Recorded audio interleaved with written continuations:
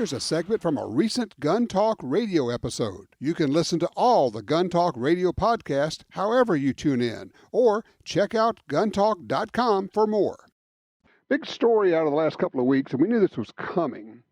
We were really waiting on the official announcement. CZ, a major gun manufacturer, has agreed to buy Colt firearms.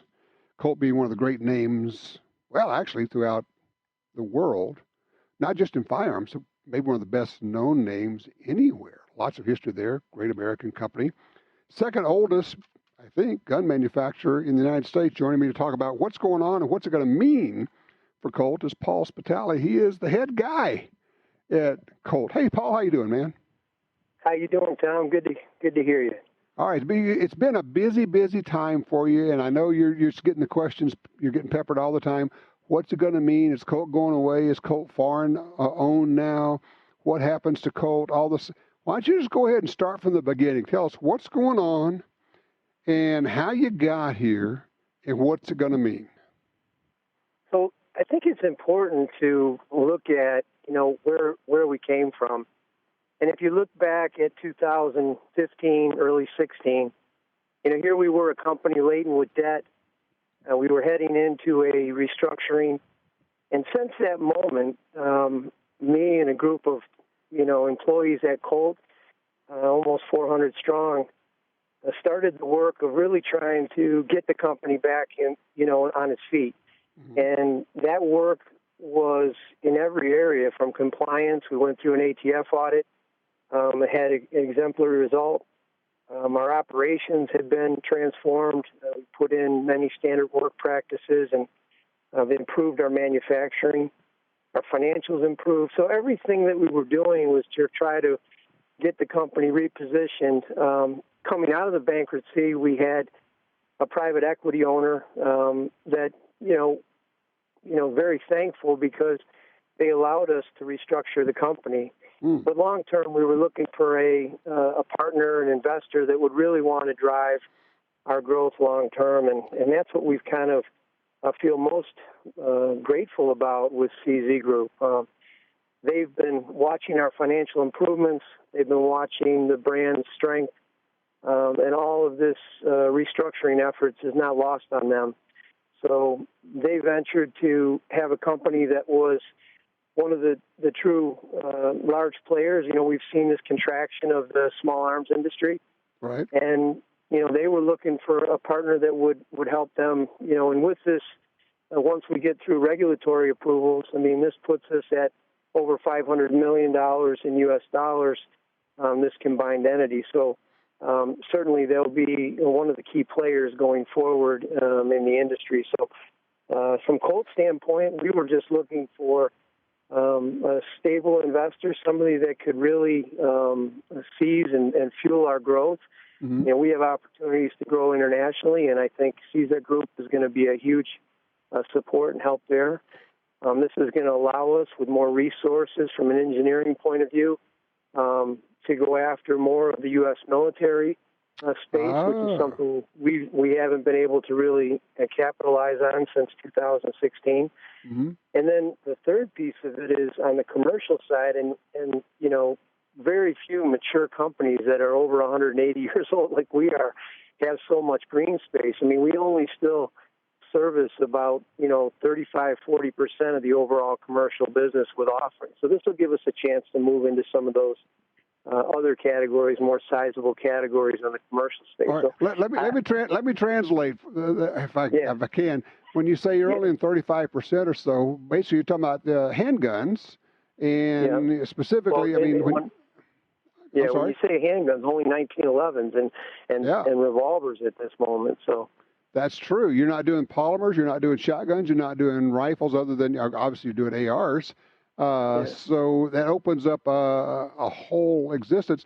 And for those who don't know, CZ has been making guns for more than 100 years, and they are a major company. They also own Dan Wesson, right? Correct.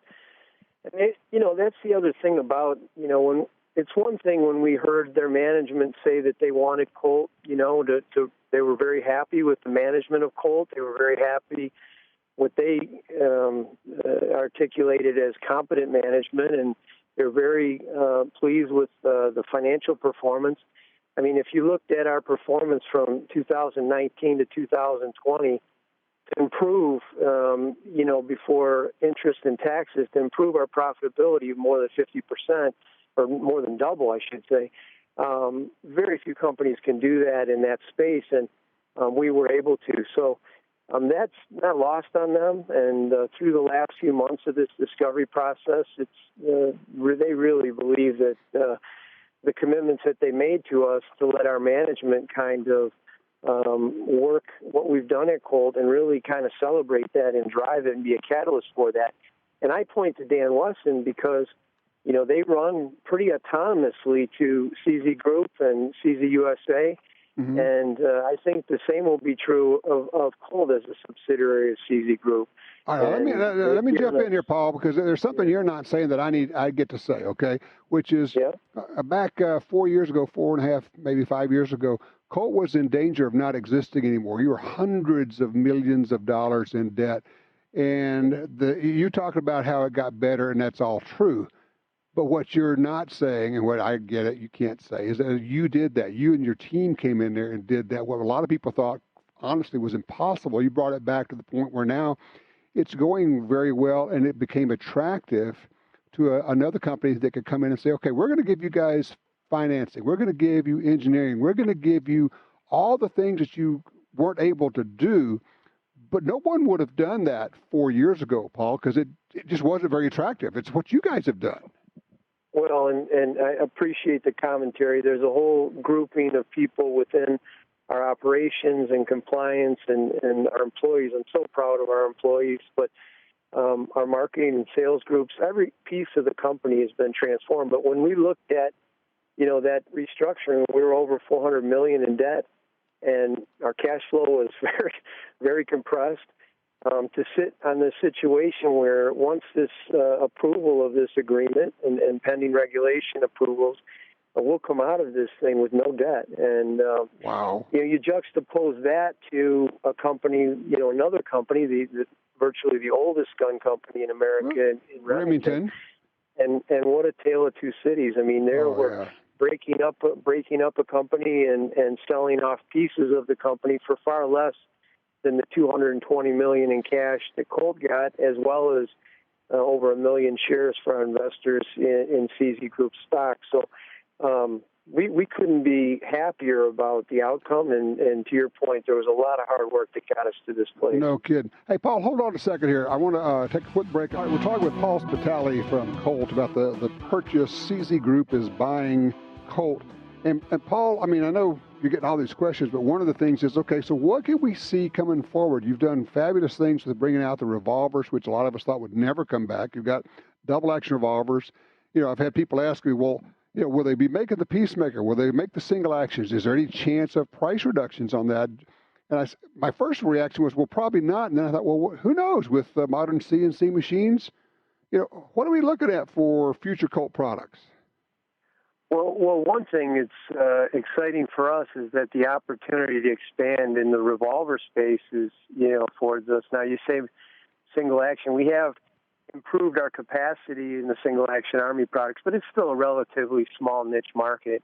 Mm-hmm. What we're excited about, and hopefully within the next few weeks, we'll be talking to you about some new stuff in the revolver space that we're really excited about. And I think, obviously this organizational fit with CZ Group gives us the opportunity to really hone some new resources in terms of engineering strength. And that's one of the areas that, coming through our restructuring, we just couldn't afford to put as much engineering talent as we needed to. And I can tell you, mm-hmm. the folks that have worked on the Cobra, King Cobra, Python, and are just extraordinary engineers. They've done such a good job in bringing these products back.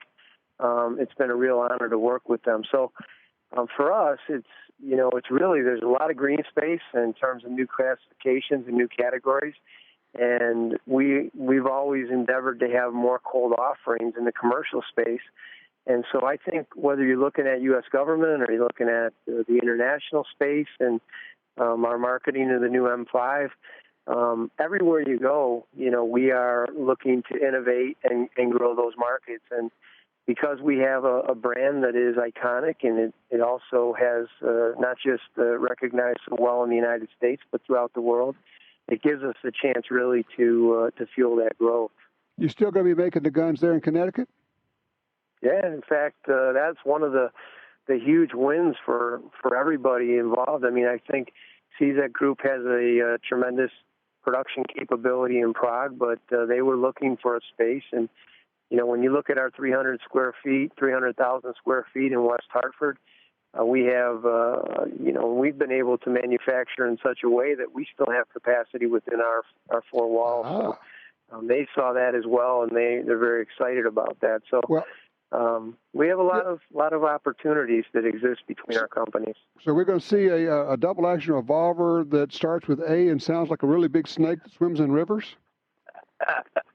Well, like I said, stay tuned. It'll be weeks away, and I think you'll be more than pleased. But I'm looking forward to it. I'm very happy with the way that we're progressing on these matters. And here's a question for you: is there a chance that any of the CZ stuff will be built in that 300,000 square feet you have there? I think questions like that, we really haven't been able to talk with, in long term about that. I'm not saying anything's not possible, but at this moment, both companies are really just focused on their brands individually. And much like the way I mentioned earlier about how Dan Weston that works out of Norwich, New York, and they run their business very autonomously. So CZ has a long history of handling their brands that way, and we want to support the ownership that we're going into. All right. Well, Paul, when you're ready to announce the can of congas, you be sure to let us know. You'll be the first to let know, brother. We're looking forward to it. You and your audience, I think, really enjoy it, though. Sounds good. Paul, congratulations and well done. Thank you, Tom. Thank you, and thanks to your listeners for all their support as well. You bet. You take care.